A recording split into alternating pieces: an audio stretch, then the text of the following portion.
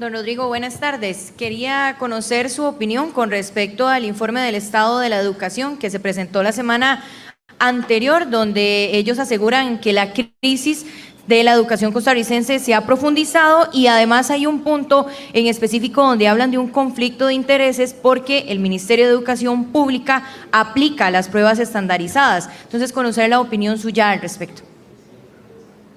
Yo no lo he podido leer, yo estaba en Estados Unidos y después fui a Limón.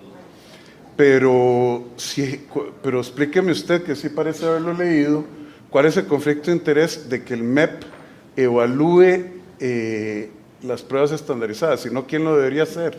Si sí, no ellos dicen que en este momento es juez y parte el Ministerio de Educación, entonces que debería más bien contratarse o hacerse por medio de un tercero esas pruebas estandarizadas. Vea, aquí hay afirmaciones que desafían la lógica, por lo menos mi lógica humilde, porque será que no es el mismo caso cuando un maestro educa, da la clase y evalúa al estudiante.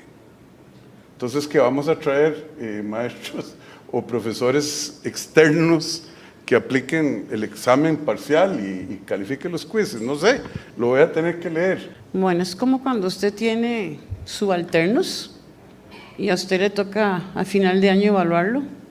Entonces, tráigase a alguien de otro lado que venga y los evalúe, porque usted no tiene criterio, usted no fue el que trabajó con ellos, usted no fue el que los observó. O sea, eso no tiene ningún sentido, porque la evaluación no debe ser una evaluación punitiva. La evaluación es constructiva, es una herramienta de mejoramiento continuo, es saber cómo estamos en relación al perfil de salida. Es parte de la mediación pedagógica. O sea, la evaluación no es un elemento externo.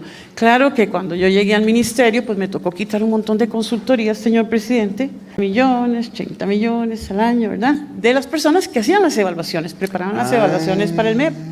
Entonces, ahí está, o sea, que había gente que hacía las evaluaciones, sí, señor, con salarios externos grandes, por alguna razón tendrán conexión con el establishment. Bueno, de la lo han educación estado haciendo costarricense. público, esas personas han estado haciendo la crítica pública y han propuesto que sea un instituto externo el que haga la evaluación. Y a un precio bastante Yo me generoso. imagino que lo harán razonable, ¿verdad? No. Lo voy a poner en plata blanca a ver si la entendí.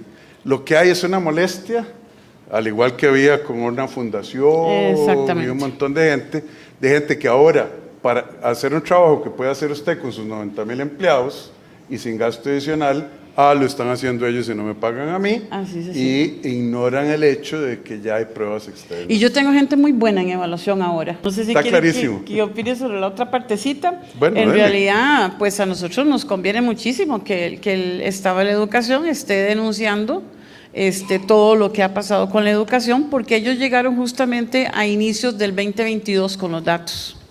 Los datos no incluyen 2023 y lastimosamente pues no se acercaron para saber qué es lo que ya hemos cambiado. Por ejemplo, en lectoescritura todavía están hablando que los niños de 10 años no saben leer y escribir. Bueno, vayan ustedes a la Plaza de Nueva York, y en la Plaza de Nueva York hay una placa enorme desde el año pasado que dice que uno de cada tres niños, solo uno de cada tres niños de 10 años de edad a nivel mundial sabe entender más o menos una historia, un cuento.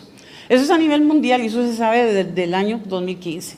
Desde entonces nosotros ya tomamos una decisión en el Consejo Superior de Educación, ya los niños están aprendiendo a leer y escribir, ya hay toda una metodología que desarrollamos y sí, la desarrollamos nosotros, porque sí hay capacidad para hacerlo. Muchas gracias, señor presidente, gracias. Gracias por la clarificación, ministra.